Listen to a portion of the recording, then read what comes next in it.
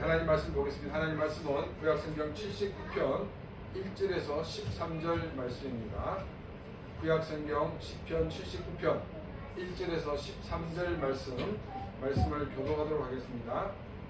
아사베 시, 하나님이여 이방 나라들이 주의 기업의 땅에 들어와서 주의 성전을 더럽히고 예루살렘이 돌무더기가 되게 하였나이다.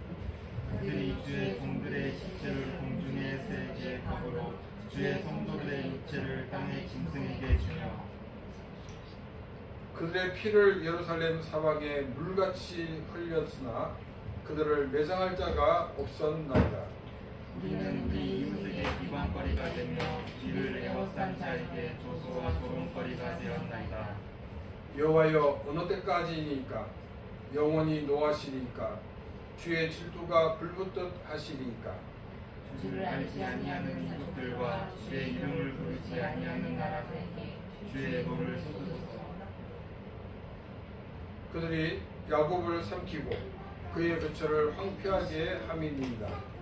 우리 조상들의 죄악을 기억하지 마시고 주의 긍휼로 우리를 속히 영접하소서.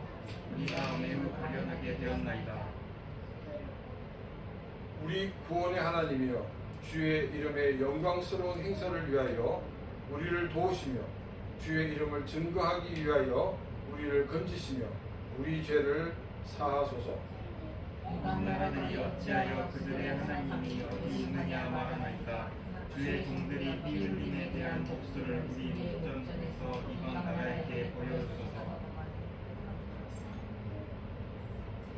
갇힌 자의 탄식을 주의 앞에 이르게 하시며 죽이기로 정하신 자도 주의 크신 능력을 따라 보존하소서. 주여 우리 이웃이 주를 비방한 그 비방을 그들의 품에 칠 멸하옵소서. 같이 읽겠습니다. 우리는 주의 백성이요 주의 목장의 양이니 우리는 영원히 주께 감사하며 주의 영예를 대대에 전하리이다. 아멘. 살아있는 물고기하고 또 죽은 이 물고기를 이 흐르는 이 시냇물에 넣게 되면은 죽은 물고기는 떠내려가고 살아있는 물고기는 그 자리에 있는 것처럼 보입니다. 혹은 이제 자기가 원하는 방향으로 가는 것을 우리가 보게 됩니다. 그 물고기가 가만히 있는 것처럼 보이지만 그 물고기가 열심히 헤엄쳐있기 때문에 그 자리를 유지할 수 있는 것이고, 죽은 물고기는 그렇게 할 수 없기 때문에 떠내려가고 만다는 것입니다. 우리가 신앙생활을 한다는 것은 마치 흐르는 물에 들어가 있는 물고기와 같습니다. 살아있는 믿음을 가진 사람들은 이 세상의 흐름에 흘러가지 않습니다. 그런데 죽은 믿음을 가진 사람은 이 세상의 흐름에 흘러갈 수밖에 없다는 것입니다. 신앙이라는 것은 중립지역이 없습니다. 살아있는 신앙을 가지든지 아니면 죽은 신앙을 가지든지 둘 중에 하나라는 것입니다. 물론 우리가 이 성숙하지 않은 그런 사람들이 있습니다. 신앙이 성숙해 가는 과정 가운데 어떨 때는 정말 살아있는 믿음처럼 보이기도 하고 또 어떨 때는 죽은 믿음처럼 보일 때도 있습니다.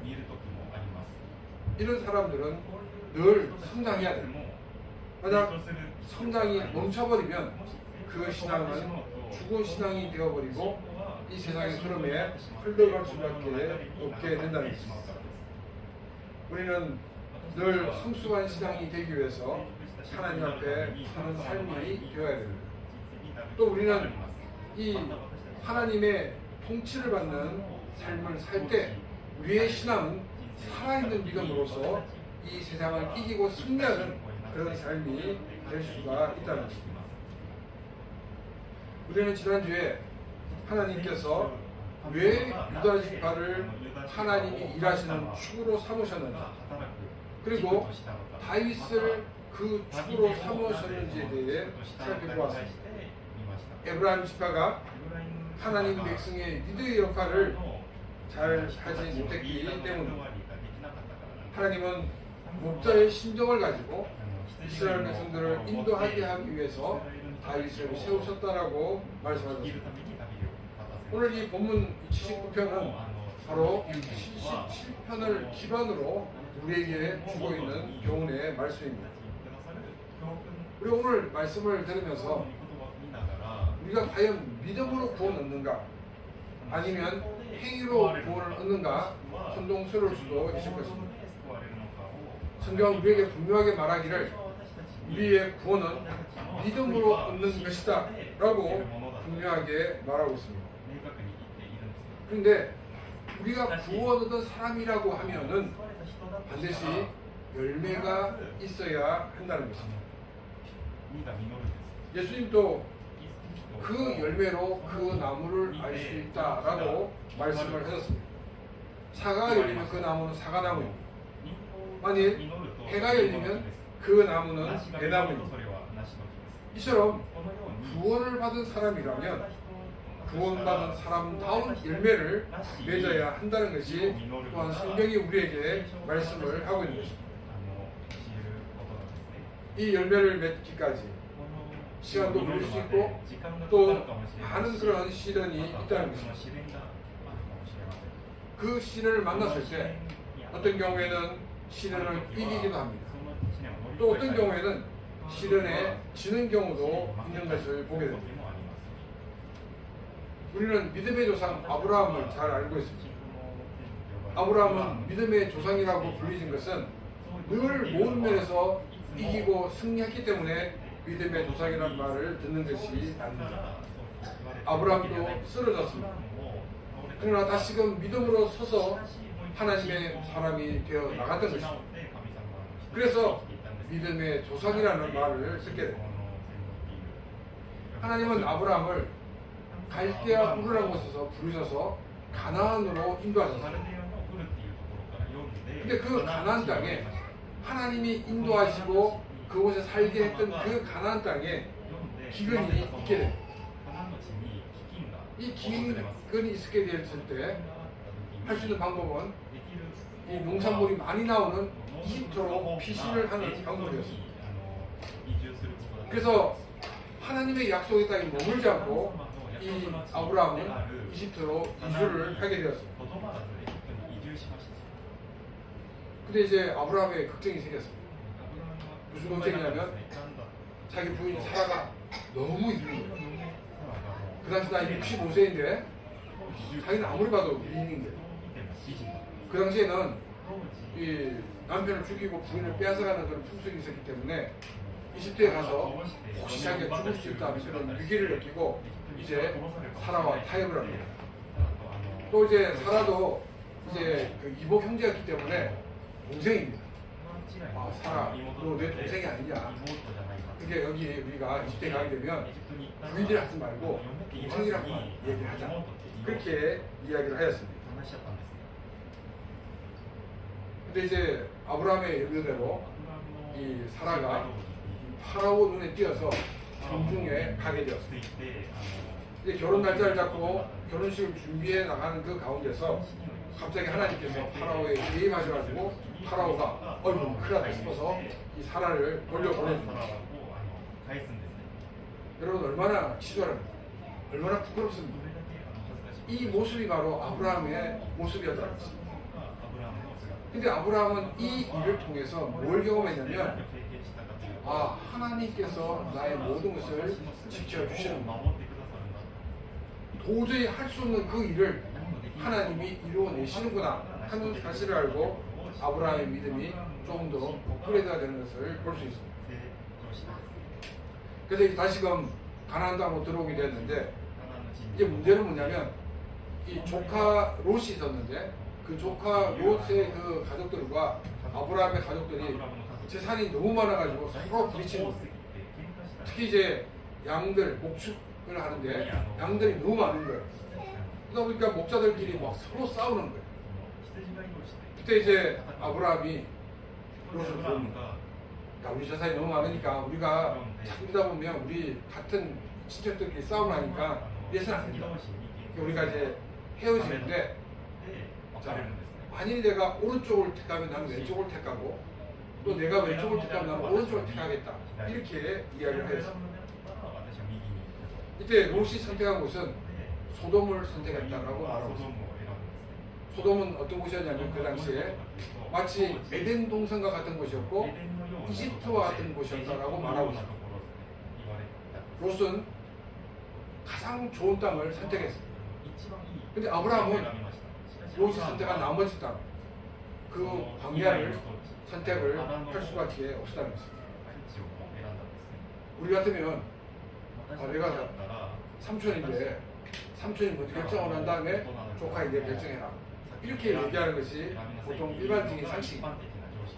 근데 아브라함은 내가 비록 광야를 선택해도 하나님은 그 광야에서 풍성하게 주시는 하나님이시라는 것을 믿고 그 선택을 하게 되었다는 것입니다. 이것이 아브라함이 믿음이 성장된 증거라는 것입니다.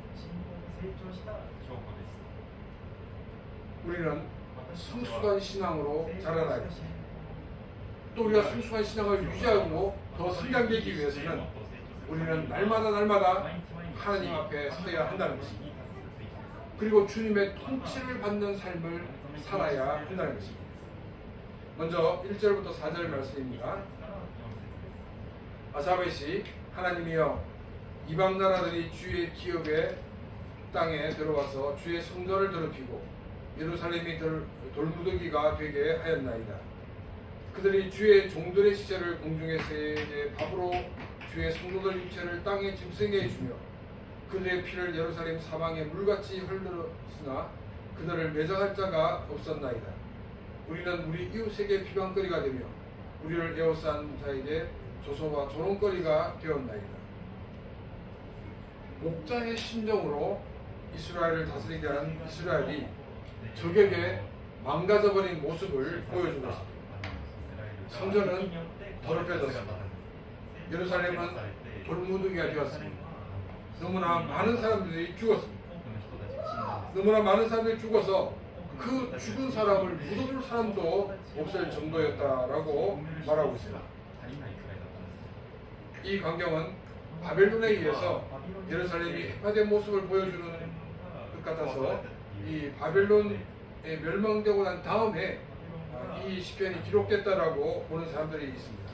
근데 저는 우리가 읽었던 이 서두 말씀에 있는 것처럼 아삽에 의해서 지어진 시라고 보고 있습니다. 이 아삽은 다윗 시대와 솔로몬 시대의 사람입니다. 하나님께서 하나님의 하시는 일의 주축으로 다윗을 선택하셨지만 깨어있지 않으면 모든 것을 잃어버리고 만다는 것을 아삽을 통해 주고 있는 교훈이라는 것이에요.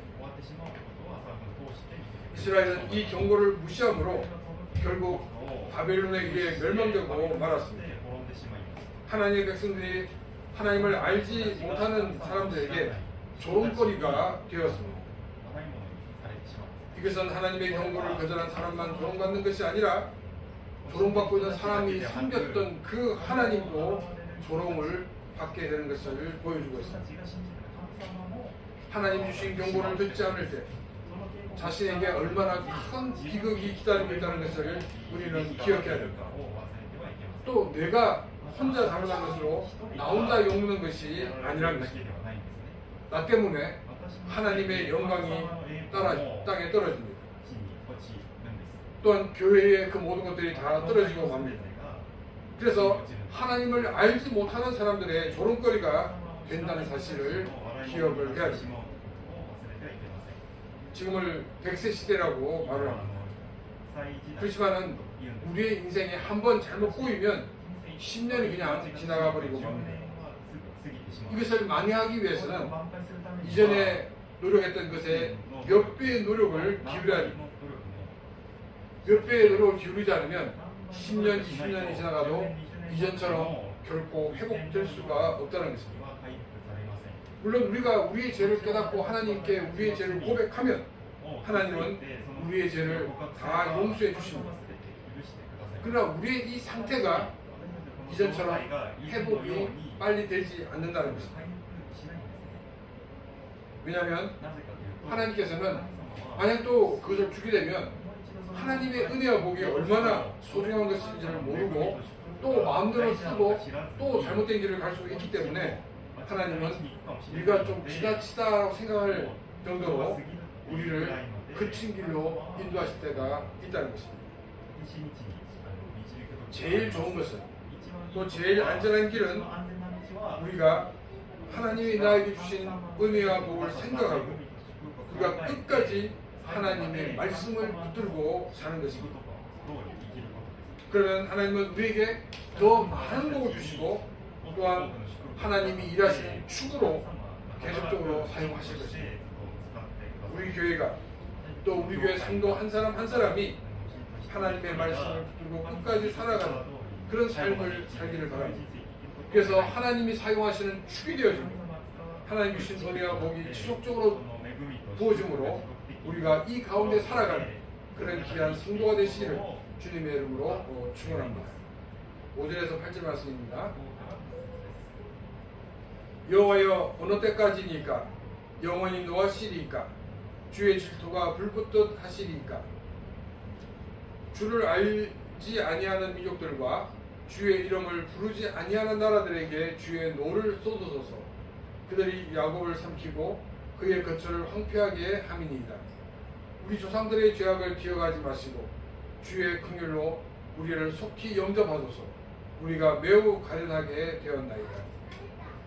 사람들은 이 바닥까지 가서야 자신이 만난 문제가 하나님과의 그런 관계에 있다는 사실을 알게 됩니다. 5절은 자신이 너무 심하게 고난을 받아서 하나님께 따지는 것이 아닙니다.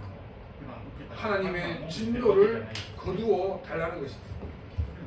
하나님께서 긍휼을 베풀어 주시기를 구하고 있는 것입니다. 9절에서 긍휼로 우리를 속히 영접해 달라고 강구를 하고 있습니다. 시편 기자는 하나님의 말씀을 떠난 하나님의 백성에게 내린 하나님의 진노를 하나님을 알지 못하는 사람들에게 쏟아달라고 말하고 있습니다. 하나님을 알지 못하는 사람들은 하나님의 말씀을 떠난 하나님의 사람들의 다스리는 도구이지 결국 그들이 주권자가 아니라는 것입니다. 그런데 하나님을 알지 못하는 사람들은 자신에게 주어진 그 고난을 넘어서 하나님의 백성을 무자비하게 괴롭혔다는 것입니다. 또 8절에서 우리 조상들의 죄악을 기억하지 말아달라고 간청하고 있습니다. 이 8절을 잘못 이해하면 자신은 잘못이 없고 우리 조상들만 잘못한 것이 있습니다 라고 말하는 것처럼 이해할 수가 있습니다. 이 8절은 자신들이 죄를 지은 것은 자신들이 조상들이 지었던 그 죄를 배웠기 때문입니다 라는 것 같은 고백입니다. 출애굽기 10장 5절 말씀을 보겠습니다. 그것들에게 절하지 말며 그것들을 섬기지 말라. 나 하나님 여호와는 질투하는 하나님인즉 나를 미워하는 자의 죄를 갚되 아버지로부터 아들에게 3, 4대까지 이르게 하거니와. 하나님을 미워하는 자를 또 하나님 말씀을 버린 자를 3, 4대까지 갚겠다라고 말씀하고 있습니다. 근데 또 이 말씀과 대조적인 게 뭐냐면 에스겔서 18장 2절에서 3절 말씀입니다. 에스겔 18장 2절 3절입니다. 너희가 이스라엘 땅에 관한 속담에 이르기를 아버지가 신 포도를 먹었으므로 그의 아들의 이가 시다고 함은 어찌 됨이냐.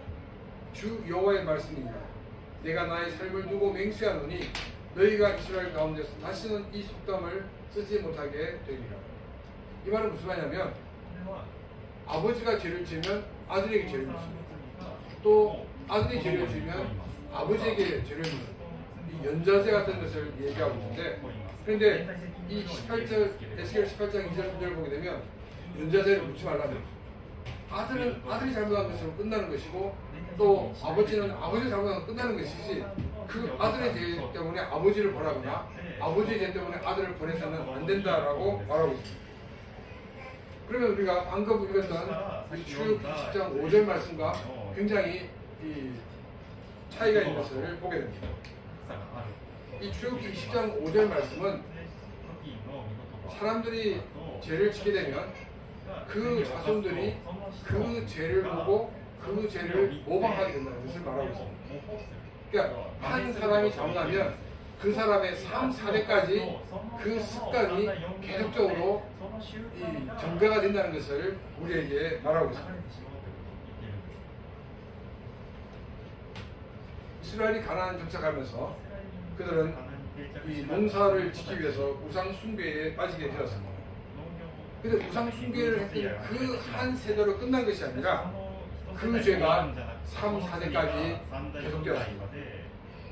그리고 또 그 3, 4대에서 끝나는 것이 아니라 그 이후에 또 3, 4대까지 끊임없이 죄가 계속되었던 것을 보게 됩니다.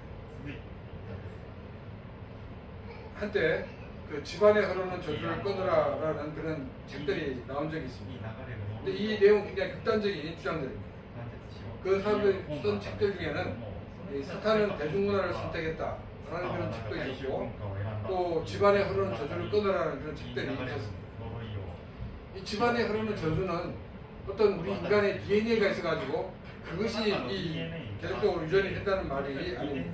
물론 우리 인간은 아담과 하와가 죄로 범죄한 이후에 이 죄성을 가지고 태어납니다. 근데 죄성을 가지고 태어나는 것이 어떻게 보면 하나님의 저주의 모습이지만 앞에 말했던 사람들이 생각하는 그런 것과 다르다는 것입니다. 죄를 답습하게 됩니다. 우리가 가지는 이 죄성은 좋은 것은 잘 배우지 못합니다. 좋은 것은 가르쳐도 잘 배우지 못합니다. 그런데 나쁜 거는 보기만 해도 배웁니다. 또 하나를 알면 열을 터득하는 것이 바로 인간의 죄성의 모습입니다. 우리가 지었던 그 죄를 우리의 후손들이 죄를 모방하고 답습하게 됩니다. 또 그 후손들이 모방하고 답습하게 됩니다. 이것을 끊을 수 있는 것은 오직 하나님의 은혜밖에 없다는 것입니다. 하나님의 긍휼하심이 있을 때 그 죄악이 끊어지고 하나님의 말씀에 거하는 놀라운 역사가 일어나게 된다는 것입니다. 그래서 우리는 늘 하나님의 긍휼하심을 구해야 됩니다. 하나님 우리를 긍휼히 여겨주십시오. 우리의 자손들을 긍휼히 여겨주십시오. 우리의 교회를 긍휼히 여겨주십시오라고 하나님의 긍휼을 구하는 삶이 되시기를 바랍니다. 하나님의 긍휼이 임할 때 우리는 무엇이 죄인지를 알게 됩니다. 또 우리가 어떻게 살아야 될지 하나님께서는 그 말씀을 깨닫게 하십니다.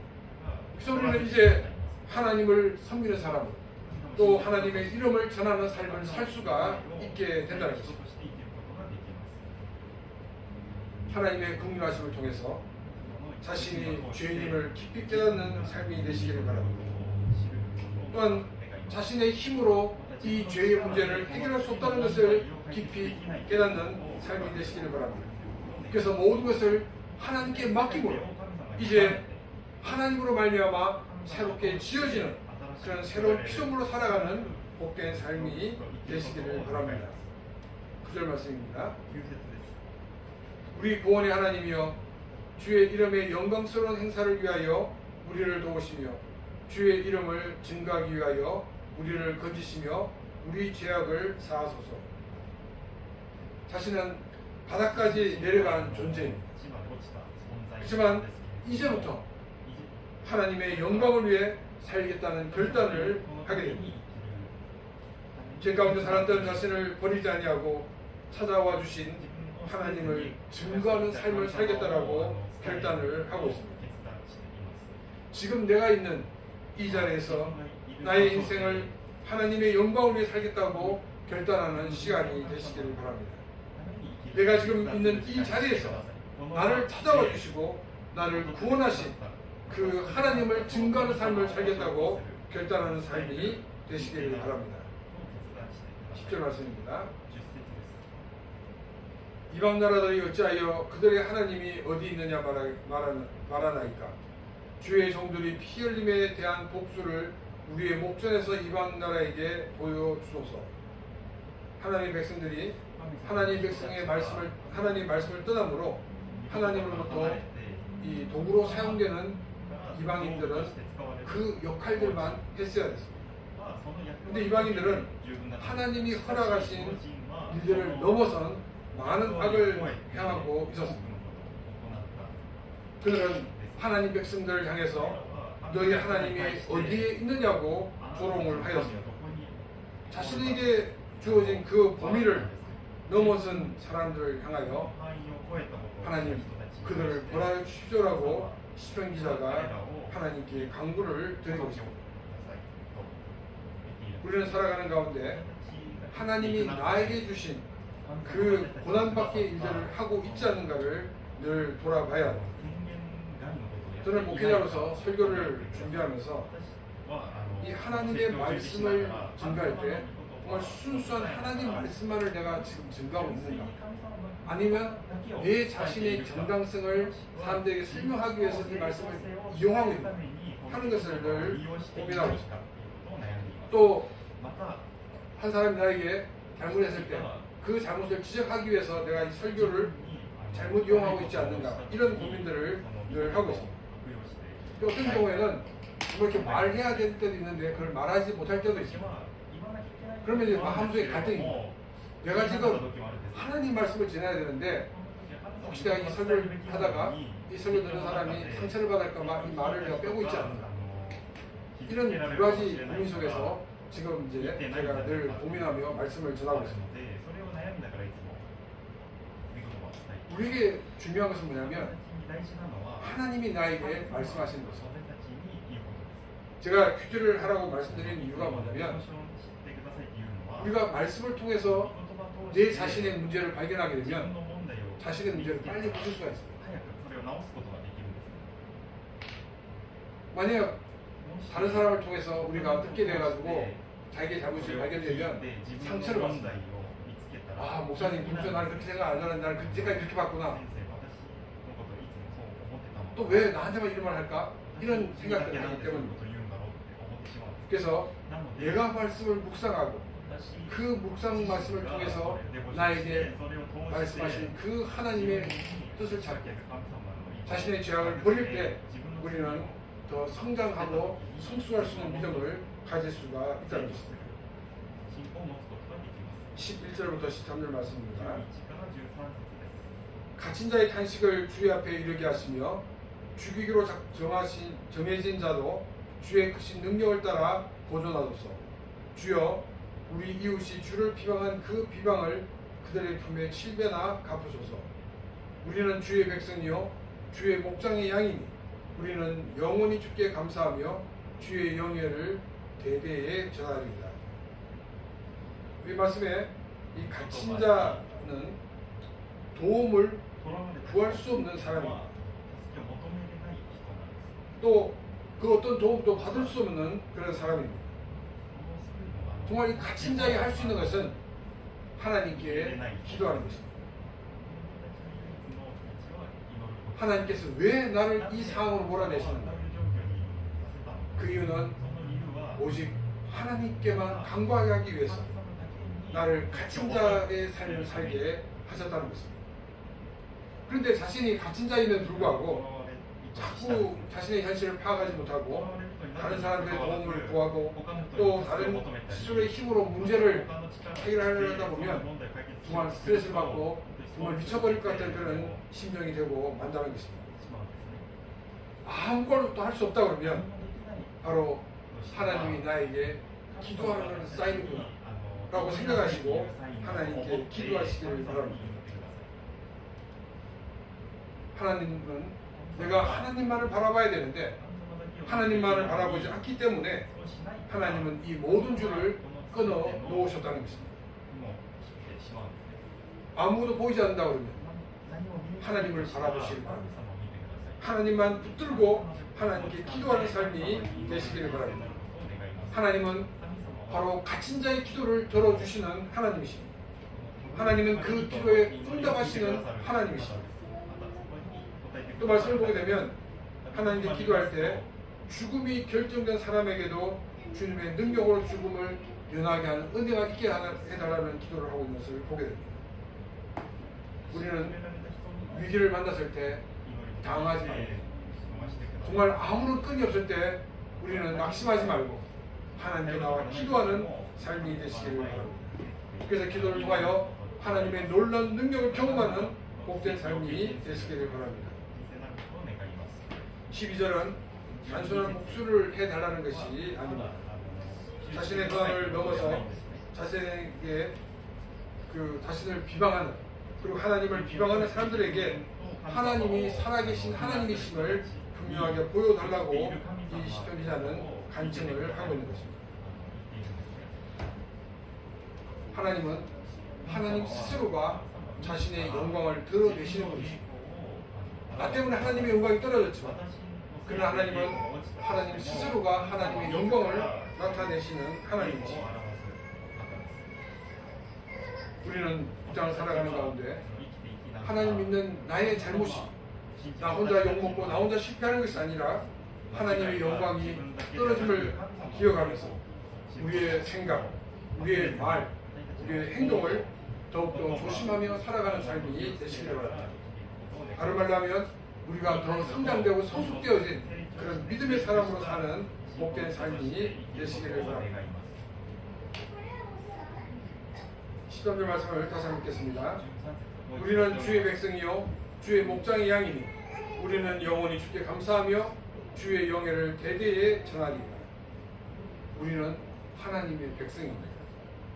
우리는 주님의 목장에 가는 양입니다. 우리는 그 이름에 합당한 삶을 살아야 하는 것입니다. 우리는 주님의 목장의 양으로서 주님의 음성을 들어야 됩니다. 또 주님의 인도하심 속에 우리는 순종하며 나가는 삶이 되어야 됩니다. 바로 성숙한 그리스도인이라는 것은 이처럼 주의 목장의 양으로 사는 것입니다.